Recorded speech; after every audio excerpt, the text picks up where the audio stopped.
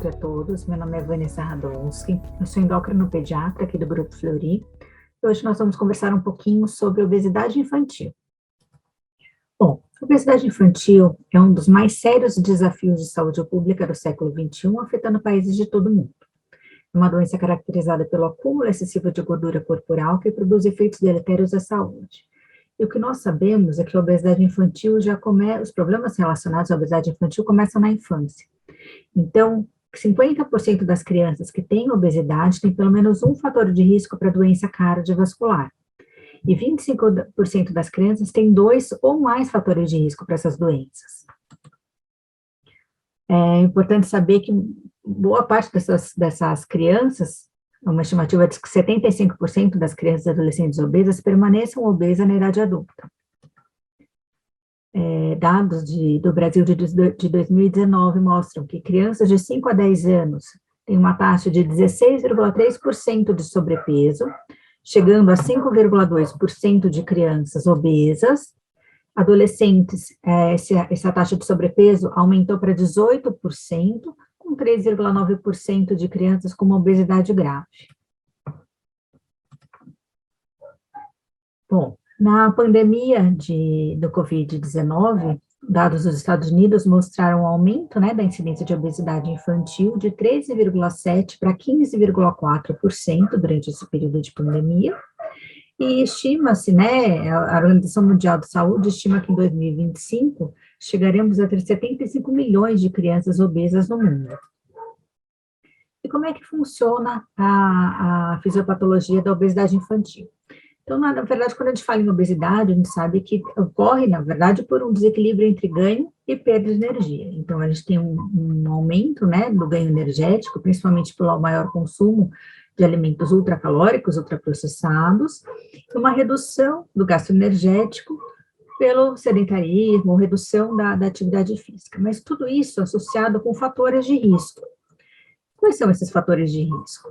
Então, a gente sabe que tem doenças genéticas que vão levar à obesidade, com mutação de genes, por exemplo, do receptor de leptina, síndrome de Prader-Willi, algumas outras síndromes. A epigenética tem um papel importante, Então, a gente sabe que a família de obesos, a chance da criança ser obesa é muito maior. Então, se o pai e a mãe são obesos, a chance da criança ser obesa é de 80%. Se o pai ou a mãe obeso cai para 40%, se nem o pai nem a mãe for obesa, a chance cai bastante. Ou seja, a gente sabe que esse processo de expressão gênica, da epigenética, é bem importante em relação ao peso também.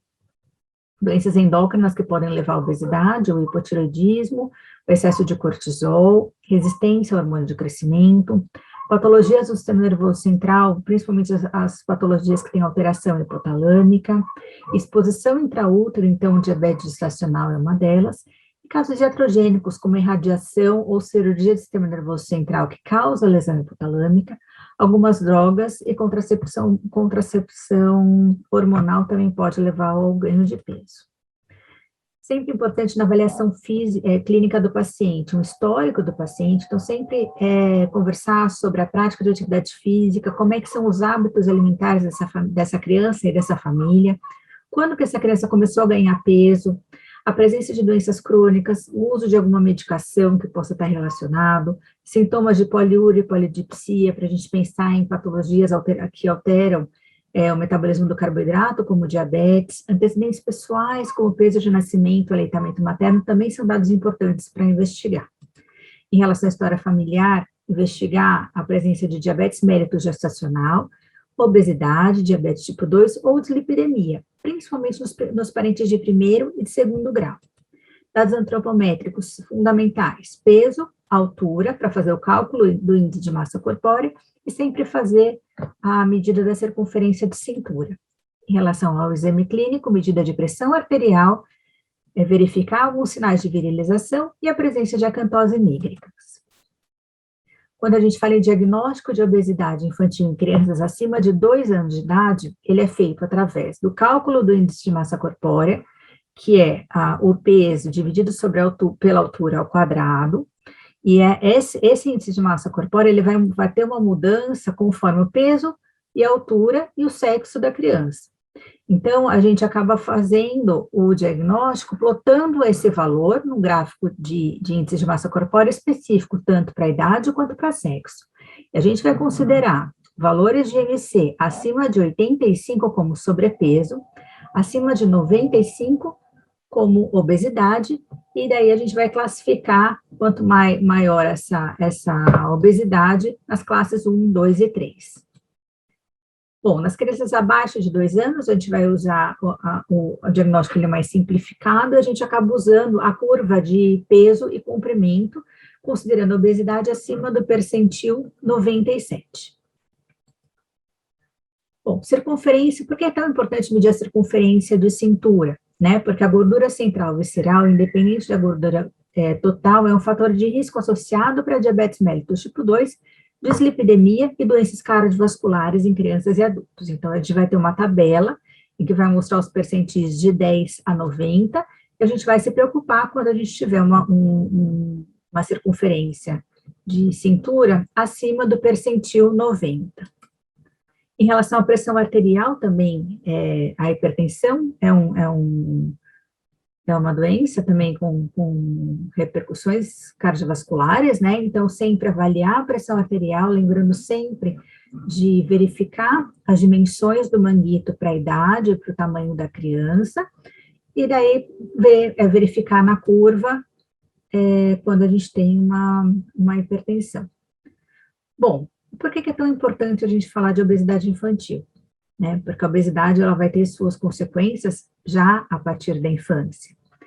E a gente sabe que as principais consequências vêm do próprio tecido adiposo. Então, a obesidade infantil ela vai causar uma hipertensão, uma dislipidemia, uma resistência à insulina, doenças vasculares, cálculo de vesícula, síndrome de ovário policístico, fígado gorduroso, são todas as doenças relacionadas ao tecido adiposo. Mas não para aí o problema da obesidade infantil. A gente vai ter doenças associadas ao excesso de massa gorda, como a imobilidade, a apneia do sono, refluxo gastroesofágico e a própria deficiência de vitamina D. E alterações de qualidade de vida. Então, crianças com depressão, com ansiedade, acabam sofrendo bullying, isolamento de pares e até bulimia. E por que todas essas alterações? O tecido adiposo, ele é um órgão dinâmico e central na regulação metabólica. Ele vai produzir adipocinas listadas nessa tabela. Essas adipocinas são hormônios que vão participar de processos regulatórios na aterogênese, ou seja, vão produzir placas de ateroma nas artérias, vão alterar a sensibilidade à insulina e vão interferir no balanço energético. Quando a gente fala em resistência à insulina, a gente sabe que a obesidade é a principal causa de resistência à insulina, e a sensibilidade à insulina está inversamente relacionada ao índice de massa corpórea e à porcentagem de gordura corporal. Então, a gente começa com uma resistência à insulina, levando uma intolerância à glicose e podendo chegar ao diabetes mellitus do tipo 2. E essa é a tabela diagnóstica que a gente usa, tanto para glicemia de jejum, teste de tolerância oral à glicose depois de 120 minutos, uma medida de glicemia casual e da hemoglobina glicada, para fazer diagnóstico tanto de intolerância à glicose quanto de diabetes mellitus do tipo 2. Crianças obesas em idade escolar, a gente sabe que tem uma chance muito maior, que chega a 2,5 a 7 vezes mais de ter uma dislipidemia, né? Dislipidemia realmente também é uma doença, é uma complicação importante da obesidade, levando a risco de várias doenças cardiovasculares. E também temos uma tabela mostrando qual seria o limite aceitável, o limite, ou um valor já alto, preocupante. Então, tanto de triglicéridos, LDL, o colesterol total, e o HDL colesterol, que seria o colesterol bom. Em relação à síndrome metabólica, a gente vai ver um conjunto de fatores de risco para doença cardiovascular e diabetes mellitus tipo 2, e ele vai ser composto por cinco parâmetros. Então, circunferência de cintura, pressão arterial, a glicemia de jejum, triglicérides e o HDL. E vai ser considerado, principalmente acima dos 10 anos, alguns fatores para considerar essa criança tendo uma síndrome metabólica.